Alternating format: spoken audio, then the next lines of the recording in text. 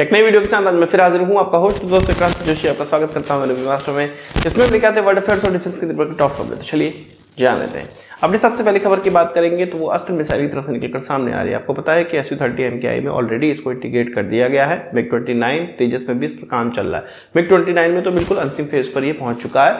तेजस में भी इसको लॉन्च करके देखना स्टार्ट कर दिया गया है। अब चौथे एयरक्राफ्ट की बारी आई है रफेल की। रफेल के निर्माता यानी कि डसॉल्ट एविएशन से बातचीत चल रही है भारत की कि इसको रफेल के अंदर इंटीग्रेट किया जाएगा। इसके लिए रफेल के निर्माता हमारा साथ देंगे, वो साथ ही साथ ऐसे सोर्स कोड देंगे जो कि इस मिसाइल के द्वारा रफेल के एवियोनिक्स, रडार इत्यादि के साथ कैसे एसोसिएट हो सकता है या कंपैटिबल हो सकता है, ये सारे सोर्स कोड उनके द्वारा दिए जाएंगे।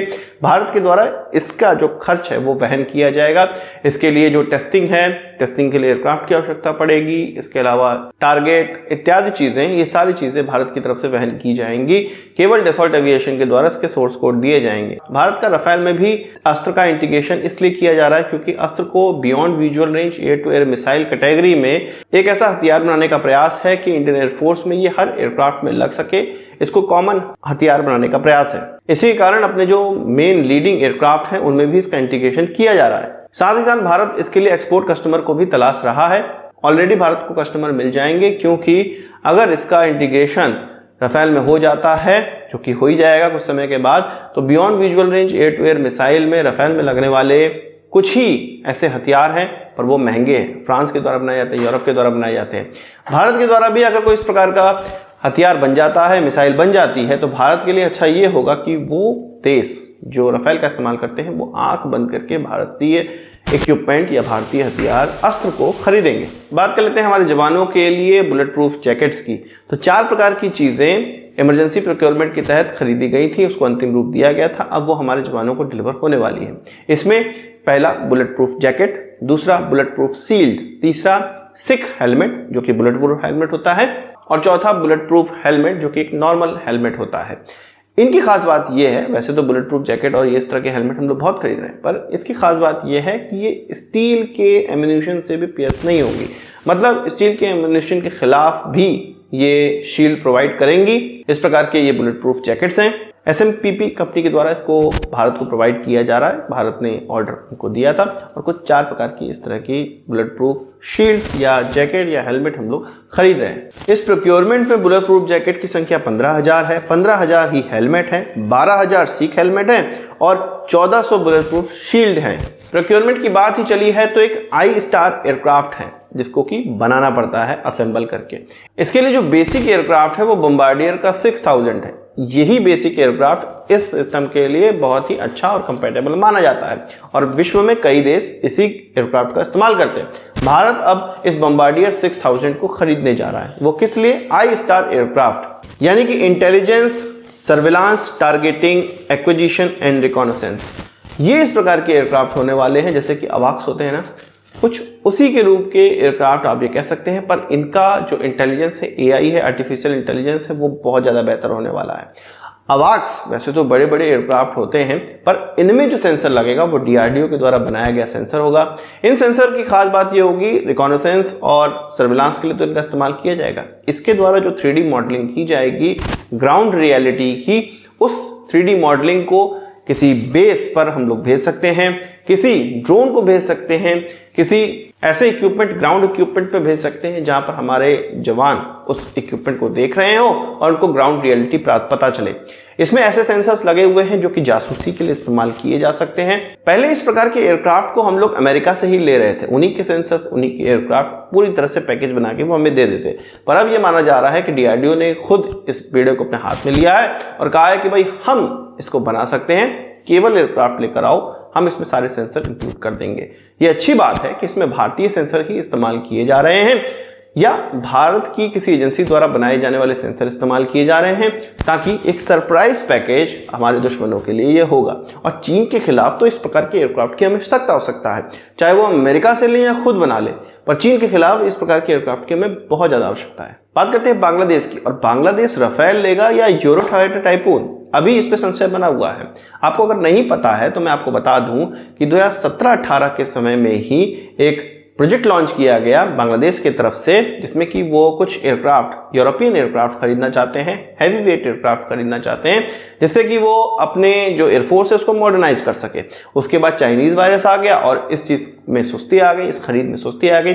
पर चाइनीज वायरस खत्म होने के बाद इस चीज में फिर से सुगबुगाहट उठने लगी है कि किस एयरक्राफ्ट को चूज किया जाएगा। इसमें यूरोफाइटर टाइफून का नाम तो आगे लिया ही जा रहा है, साथ ही साथ उसके साथ जो कंटेंडर है वो राफेल है। फ्रांस के राष्ट्रपति अब जब बांग्लादेश पहुंचे हैं भारत में G20 समिट करने के बाद, तब ये कयास लगाया जा रहा है कि राफेल की मार्केटिंग के लिए वो बांग्लादेश पहुंचे हुए हैं। पर वहां के अधिकारियों का ये कहना है, बांग्लादेशी अधिकारियों का ये कहना है कि ये जो खरीद है वो अभी नियर फ्यूचर में नहीं होने वाली है, वो बांग्लादेश में होने वाले चुनाव के बाद ही होगा, जिसमें कि 1 साल का समय लग ही जाने वाला है। इसके बाद ही किसी एयरक्राफ्ट को चुना जाएगा।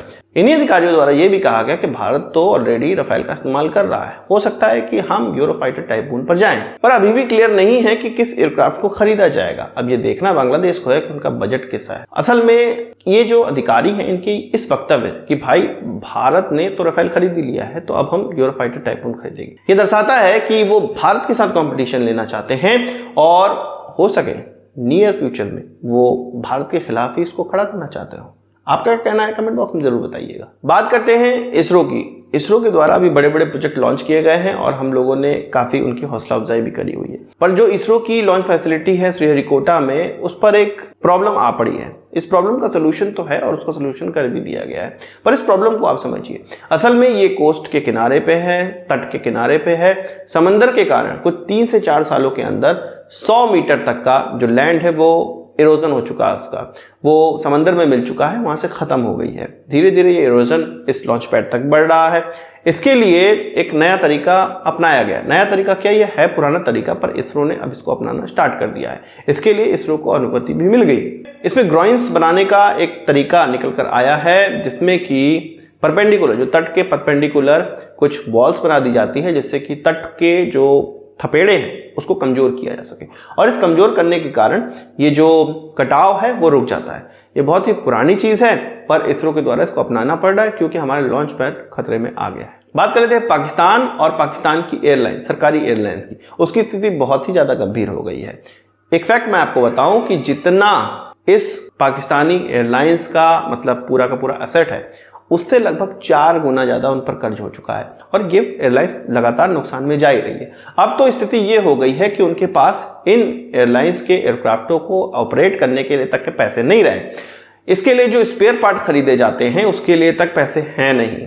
जो इस एयरलाइंस को एविएशन मिनिस्ट्री है उनके द्वारा गवर्नमेंट को लिखा गया है कि स्पेयर पार्ट के लिए जल्द ही पैसे दिए जाएं, नहीं तो वो और एयरक्राफ्टों को ग्राउंड कर सकते हैं। एयरक्राफ्टों को ग्राउंड करना मतलब उनको बंद कर देना। और ये बात क्यों आई है, क्योंकि ऑलरेडी पाकिस्तान ने अपने 5-7 एयरक्राफ्टों को ग्राउंड करना स्टार्ट कर दिया है और ये विकट स्थिति और ज्यादा भयावह हो सकती है 1 आध महीने के अंदर अंदर ही। मैं तो ये सोच रहा हूँ कि पाकिस्तानी जनता का क्या हाल हो रहा होगा।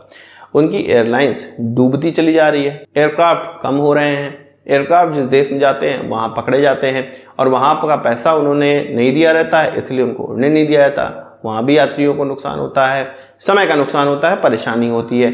अब ये स्थिति हो चुकी है कि स्पेयर पार्ट नहीं खरीदे तो एयरक्राफ्ट ऑलरेडी कम हो जाएंगे और ज़्यादा महंगा हो जाएगा।